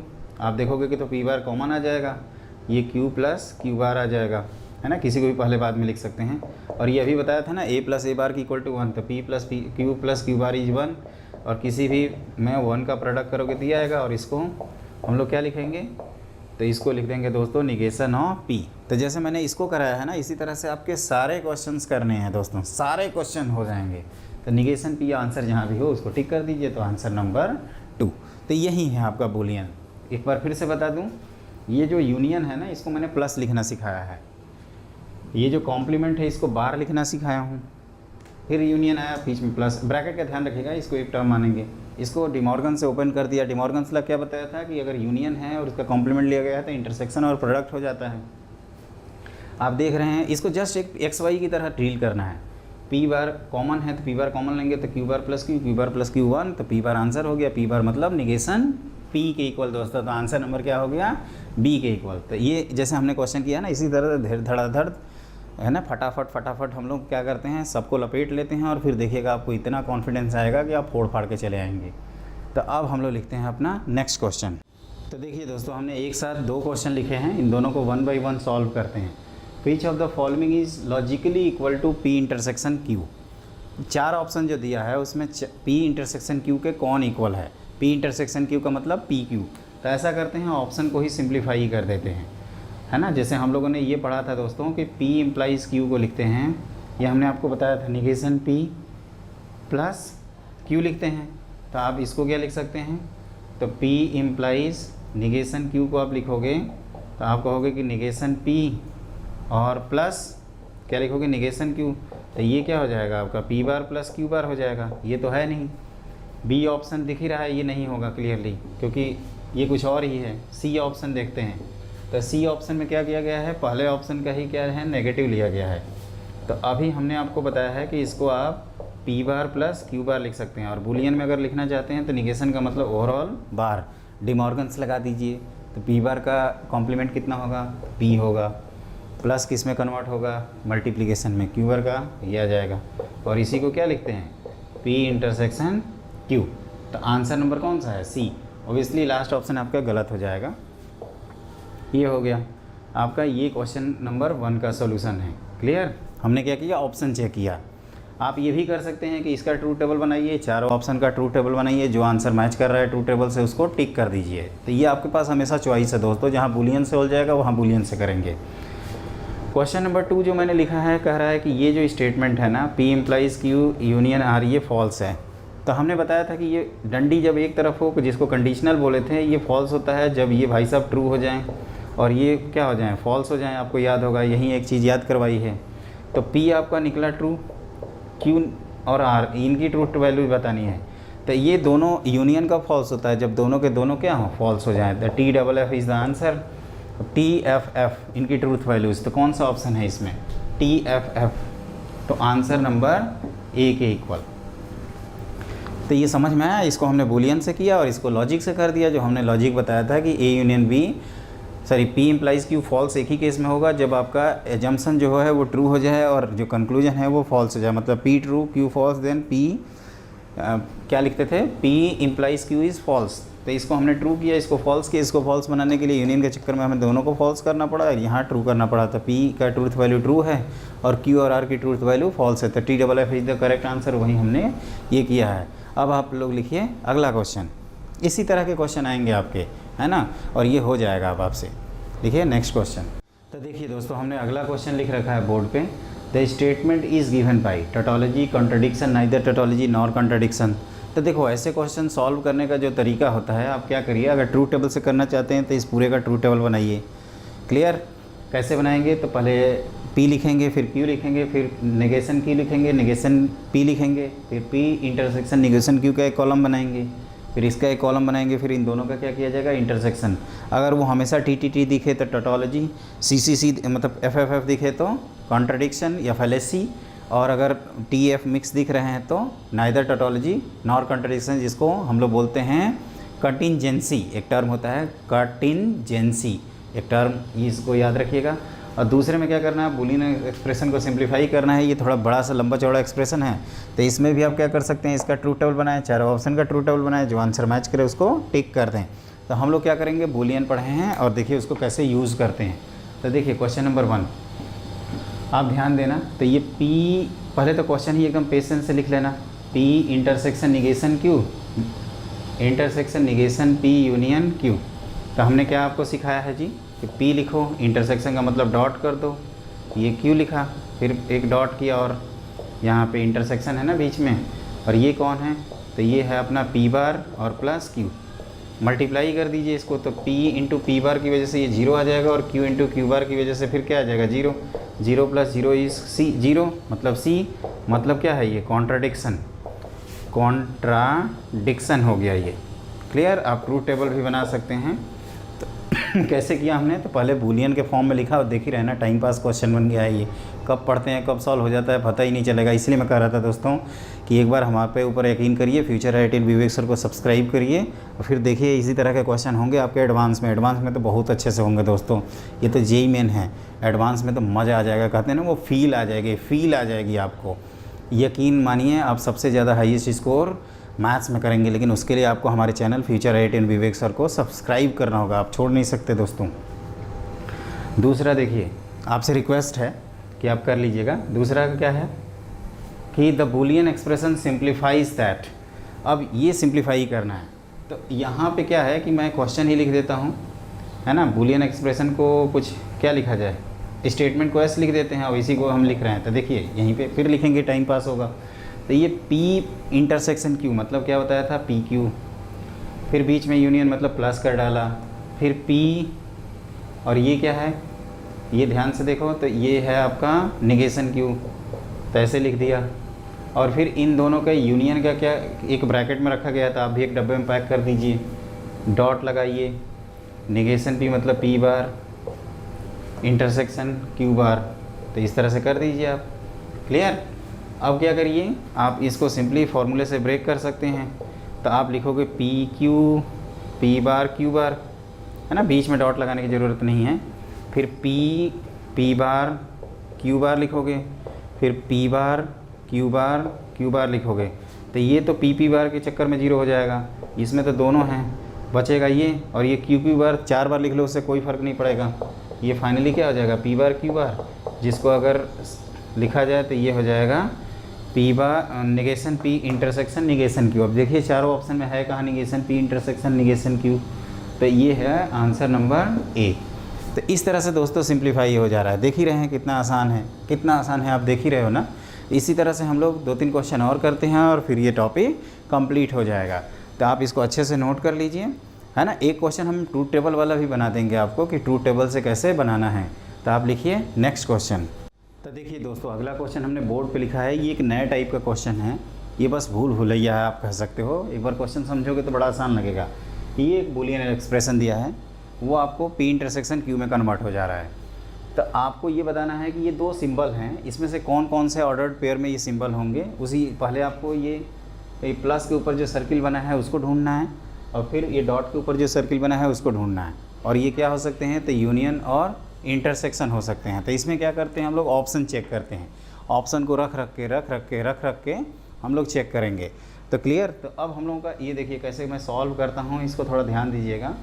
अपना क्वेश्चन क्या है, तो P प्लस के ऊपर सर्किल, Q ब्रैकेट, फिर इंटरसेक्शन, निगेशन P, फिर डॉट के ऊपर सर्किल Q, ये फाइनली किसके इक्वल होना चाहिए, P इंटरसेक्शन Q के। तो अब चलते हैं ऑप्शन नंबर ए पे, चेक करते हैं कि ये सही है या गलत। मैं ऑप्शन चेक करके बता देता हूँ। तो अगर हम दोनों को यूनियन लिख दें, मतलब इसको लिख दें P यूनियन Q, इंटरसेक्शन यहाँ पे क्या कर रहा है कि ये भी यूनियन ही लिख दो, P यूनियन Q। तो मैंने कहा था दोस्तों कि बूलियन से करेंगे हम लोग। तो ये क्या है, बेसिकली बूलियन की भाषा में ये PQ बोलते हैं इसको। तो यहाँ पे क्या होगा, P प्लस Q, और ये इंटरसेक्शन का मतलब डॉट, और ये P बार और प्लस Q। क्लियर। अब इसको मल्टीप्लाई करिए तो P बार हो जाएगा 0, भूल ही जाइए। Q जैसे P Q लिखेंगे और फिर Q P बार लिखेंगे, और आप ध्यान से देखो तो ये Q बार क्या हो जाएगा, Q हो जाएगा। तो आप कह सकते हो कि सर यहाँ एब्जॉर्प्शन लॉस है, ये PQ प्लस किस में कन्वर्ट हो जाएगा, ये PQ प्लस PQ 2 बार आ गया ना। एक बार चेक कर लेते हैं, P प्लस Q और ये है P बार, क्या बनेगा, P बार प्लस Q। तो इसको मल्टीप्लाई करेंगे तो PP बार वो तो गायब ही कर दिया हमने, और फिर PQ, फिर Q P बार Q ये होगा ना, और प्लस QQ बार Q हो जाएगा। तो आप कहोगे कि सर ये एब्जॉर्प्शन लॉस है, Q कॉमन लेंगे तो ये PQ प्लस Q आएगा, और Q कॉमन लेंगे तो फाइनली क्या हो जाएगा, Q के इक्वल आ जाएगा, जो कि हमारा नहीं है आंसर। तो इस तरह से दोस्तों आप जैसे मैंने एक बताया ना, उसी तरह से B C आप रिजेक्ट कर सकते हैं। एक बार मैं D ऑप्शन कर देता हूँ क्योंकि यही आंसर है, और इसको यहाँ पे पुट कर देते हैं।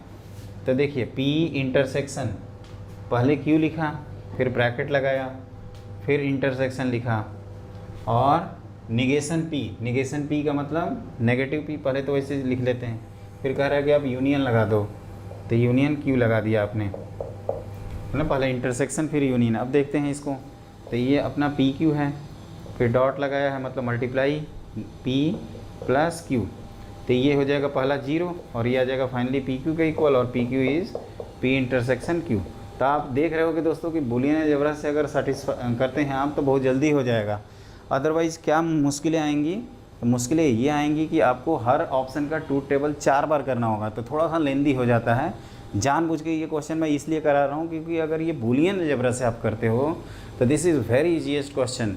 और कभी भी मेरा सजेशन ये है कि अगर ऑप्शन चेक करना पड़े आपको तो रिवर्स ऑर्डर में करना, क्योंकि उनका टारगेट होता है कि टाइम कंज्यूम करा ही लिया जाए जो कोई ऑप्शन है, तो क्यों ना। और लक होता है कि वही आंसर हम चेक कर रहे हैं जो पहले से और आपको मैक्सिमम 3 आंसर चेक करने होते हैं, क्योंकि 3 अगर सेटिस्फाई नहीं किया तो चौथे बैठ के थोड़े चेक करेंगे, वहाँ पे चौथे को तो टिक करके आ जाएंगे ना।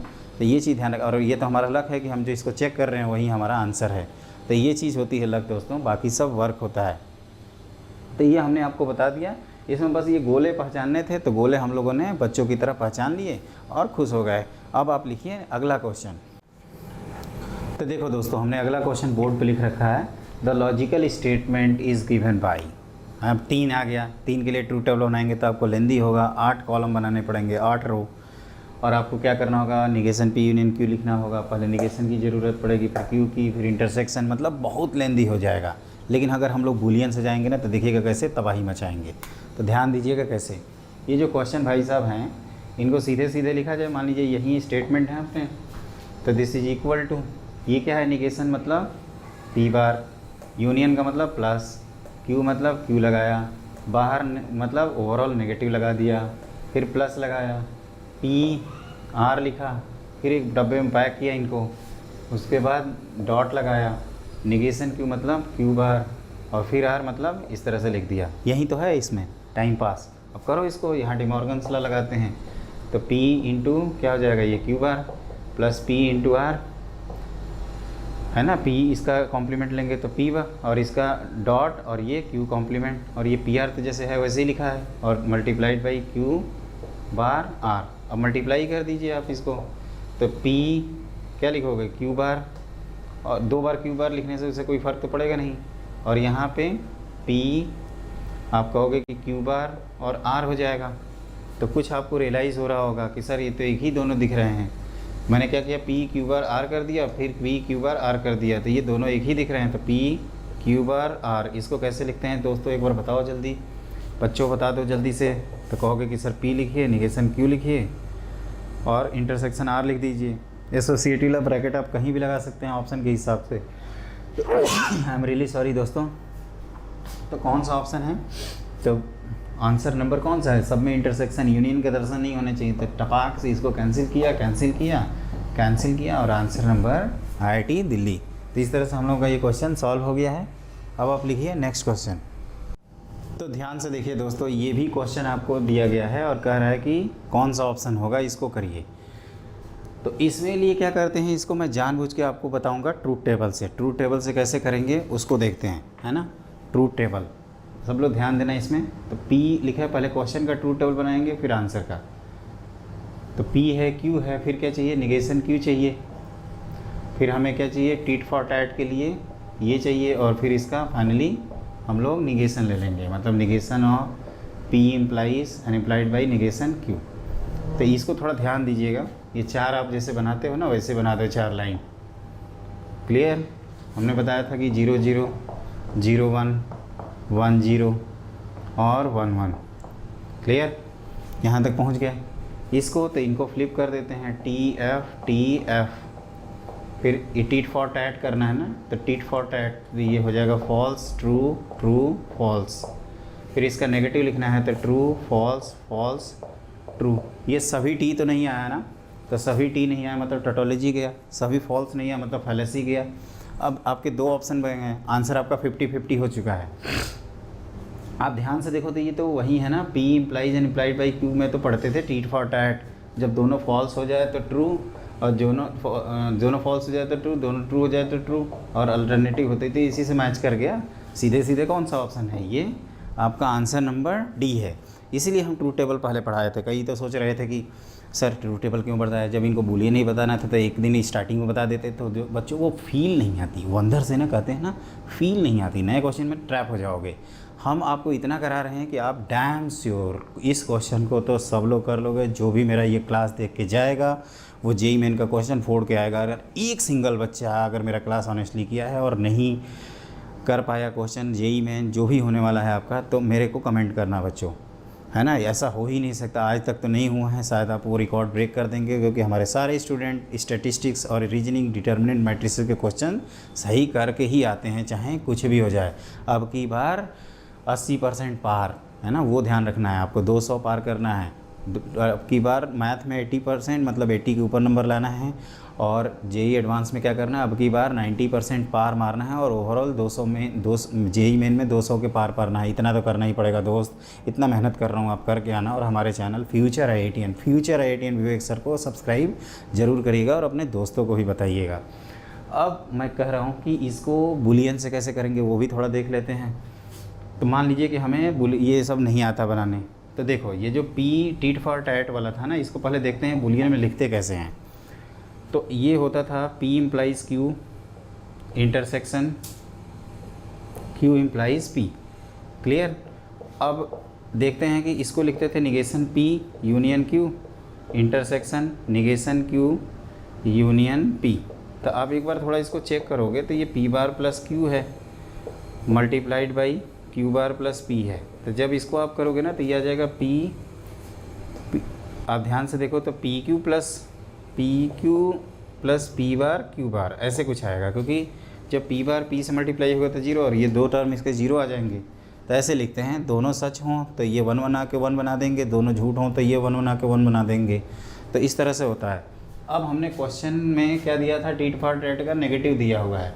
तो यहाँ पे दोस्तों आप चाहो तो कर सकते हो, है ना, लेकिन मैं कहूँगा कि ऐसे क्वेश्चंस को आप इसी तरह से निपटा देना। इसलिए मैंने दोनों ऑप्शन बताए थे, जहाँ सिंप्लीफाई करना था वहाँ मैंने क्या किया, बूलियन लगाया, और जहाँ इस तरह का क्वेश्चन है वहाँ पे हमने आपको बता दिया ट्रूथ टेबल। तो आप इस तरह से कोशिश कर सकते हैं, ये हमने दिखा दिया है। जो स्टूडेंट अटेम्प्ट करना चाहें वो करिए, लेकिन मेरा सजेशन है कि ऐसे छोटे मोटे क्वेश्चन का ट्रूथ टेबल ही बना लिया करिए।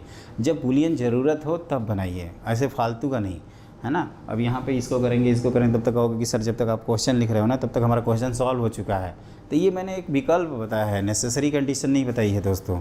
अब आप लिखिए अगला क्वेश्चन। तो देखिए दोस्तों, हमने क्वेश्चन बोर्ड पे लिख रखा है, let S be the non, पहले क्वेश्चन तो बाद में पढ़ेंगे, एक कंसेप्ट होता है, हमने बताया था ना कि एक दो कॉन्सेप्ट हैं जो मुझे बताना है आपको। तो वो है, दो चीज़ें हैं, एक क्वांटिफायर के बारे में बताना है और एक एक्सक्लूसिव और इंक्लूसिव और के बारे में बताना है। तो यहीं पे आप ध्यान से सुनिएगा। क्वांटिफायर मतलब कि वो ऑपरेटर जो क्वांटिटी बताते हों। मेनली कई तरह के हमारे मैथमेटिक्स में होते हैं, लेकिन दो पढ़ने होते हैं। जैसे इसके दर्शन आपके हुए होंगे, उल्टा ए का, इसको पढ़ते हैं फॉर ऑल या फॉर एवरी। ये जिस सेट पे लग जाता है इसका मतलब उस सेट का हर मेंबर उस कंडीशन को सेटिस्फाई करता है। और एक होता है देयर एग्जिस्ट करके, जिसको उल्टा ई लिखते हैं, उल्टा कैपिटल ई, मतलब मिनिमम एक तो आएगा ही। तो इसको यूनिवर्सल क्वांटिफायर बोलते हैं क्योंकि सारे रूल फॉलो कर रहे होते हैं। और इसको इसेंशियल बोलते हैं, मतलब मिनिमम एक तो ज़रूर एग्जिस्ट करेगा तभी ये चीज़ आया है। तो अब हमारा जो क्वेश्चन क्या है, ध्यान से समझिए। पहले क्वेश्चन एक बार पढ़ लेते हैं। The let S be the non empty subset of real number, consider the following statement, there is a rational number belongs to S greater than 0। अब इसको नेगेटिव ढूंढना है इसका मतलब। देखो हमारे पास एक टेबल पे, मान लीजिए इस टेबल पे एक बॉक्स है और हम कह रहे हैं कि वो उससे हमने एक उठाया और उसको पॉजिटिव देखा, मैंने लिख दिया, मैंने वो उसको बिलोंग कर रहा है और पॉजिटिव है। मेरे इस बात को गलत प्रूव करना है। तो कैसे गलत करोगे? तो कहोगे कि सर हम आके चेक करेंगे आपके टेबल वाले बक्से में और हम ये प्रूव कर देंगे कि हमारा कोई भी नंबर ग्रेटर और उस बक्से को भी बिलोंग करेगा और सभी के सभी क्या हो जाएंगे, लेस देन और इक्वल टू 0। तब ना रहेगा बांस ना बजेगी बांसुरी। मतलब जब लेस देन और इक्वल टू 0 हम सबको लिख देंगे तो फिर कहाँ से ढूंढ लोगे आप ग्रेटर देन 0? इस ऑप्शन को टिक करना है। मतलब वो कौन सा ऑप्शन जो मेरी इस बात को गलत प्रूव कर रहा है? तो कहोगे कि आपका हर सेट का जो भी नंबर है वो लेस देन और इक्वल टू 0 है, यही हो गया गलती। तब ढूंढते हैं कहाँ है। तो every rational number belongs to S satisfies less than और equal to 0 is the correct answer, है ना। बाकी सारी चीज़ें गलत हो जाएंगी। जैसे ये कुछ ऐसे बाकी चीज़ें गलत हो जाएंगी दोस्तों। जैसे मान लीजिए कि हमारे सेट में 5 रेशनल नंबर है, तो आप एक को पकड़ के तो कंक्लूजन नहीं ड्रॉ कर सकते। आपको पाँचों को हमें लेस देन 0 दिखाना होगा। तो उससे आपका क्या कहते हैं, उससे पाँचों के पाँचों लेस देन और इक्वल टू 0 दिखाना होगा, तभी तो हम हमें गलत प्रूफ कर पाओगे ना। एक से तो उछलो कूदोगे नहीं, एक करोगे तो मैं दूसरा पकड़ा दूंगा, कहूँगे देखो आप क्यों हमें गलत कर रहे हैं, हम तो सही हैं। तो वो चीज़ है, अगर आपको हमें गलत करना है तो आपको क्या करना होगा, हमारे सेट का सारे रेशनल नंबर को लेस देन और इक्वल टू 0 करना होगा। उसी चीज़ को ये लिखा गया है। तो every rational number belongs to S less than और इक्वल टू 0। अब इसके बाद आपके कुछ सर्टेन पॉइंट्स हैं, तो लिखिए अगला पॉइंट। तो देखो दोस्तों, अगला टॉपिक होता है इंक्लूसिव और एक्सक्लूसिव आर। इन जनरल जब हम लोग और बोलते हैं तो इंक्लूसिव ही होता है। जैसे आपको 2 सेट दिए जाते हैं ए और बी, और कहा जाता है कि और लिखिए, तो हम लोग लिखते हैं आइदर ए और बी और बोथ करते हैं, तो इसी को कहते हैं इंक्लूसिव आर। मतलब आइदर ए, आप चाहे तो लिख लो आइदर ए और बी और बोथ, है ना, तीनों अलाउड हैं। और एक्सक्लूसिव मतलब क्या होता है कि बोथ वाला पार्ट नहीं रहेगा, इसको कहते हैं एक्सक्लूसिव आर। अब ये क्या है तो उसको मैं लिख देता हूँ। एक्सक्लूसिव मतलब अलग अलग, एक ये रहेगा एक ये रहेगा, इसमें दोनों एक साथ आएँ उसकी पॉसिबिलिटी एग्जिस्ट ही नहीं करेगी। तो इसको बोलते हैं हम लोग exclusive or and this is inclusive or. इसको आपको लिखना होगा। ये कैसे इंपॉर्टेंट है ये मैं बता देता हूँ। तो जैसे मान लीजिए कि किसी कंट्री में हमें एंट्री करना हो और वहाँ का 2 रूल है कि हमें वोटर आईडी या पासपोर्ट चाहिए, दोनों में से एक से एंट्री मिल जाती है।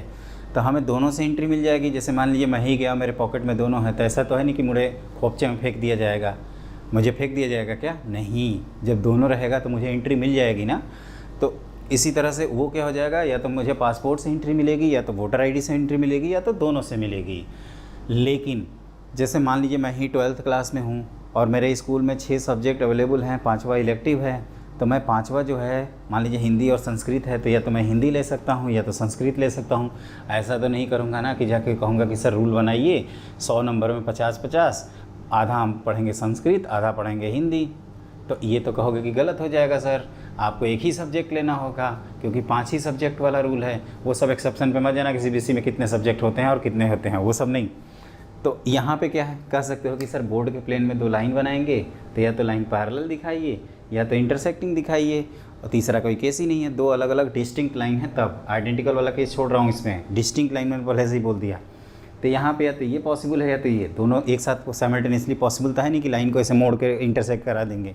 तो इसी को कहा जाता है दोस्तों एक्सक्लूसिव आर। एक्सक्लूसिव मतलब आइदर ए और बी बट नॉट बोथ। इसको ध्यान रखिएगा। इसमें ए और बी डिसजॉइंट सेट होते हैं, है ना, इसी को कहते हैं एक्सक्लूसिव आर। और इसमें क्या होते हैं, इंक्लूसिव सेट होते हैं, मतलब कुछ इसमें से कॉमन भी आ जाता है। तो ये हमने आपको बता दिया। अब एक आपका क्वेश्चन कराना है और इसके बाद ये टॉपिक ख़त्म हो जाएगा। तो एक क्वेश्चन हम लोगों ने बचपन में किया था ना 10th क्लास में, कि प्रूव करो कि √2 इरेशनल नंबर है या √3 इरेशनल नंबर है। तो इस पर भी बेस्ट क्वेश्चन आया है आपका एग्ज़ाम में। क्लियर? तो वो मैं क्वेश्चन भी कराऊंगा। पहले कंसेप्ट लिखिए, प्रूव दैट √2 इज़ इरेशनल। मुझे पता है, लेकिन दिल पे पत्थर रख के उस क्वेश्चन को करिए। तो लिखिए अगला क्वेश्चन। तो देखो दोस्तों, ये लास्ट क्वेश्चन है आज की क्लास का। प्रूव दैट √2 ही कुछ भी लिख सकते हो, एनी प्राइम का स्क्वायर रूट इरेशनल होता है, ये प्रूव करना है। तो हम लोगों ने 10th में ऐसा कुछ किया है कि √2 को कॉन्ट्रडिक्शन मेथड से हम लोग प्रूव करते हैं। p/q मान लिए, p/q आपके इंटीजर है, belongs to integer and having no common factor.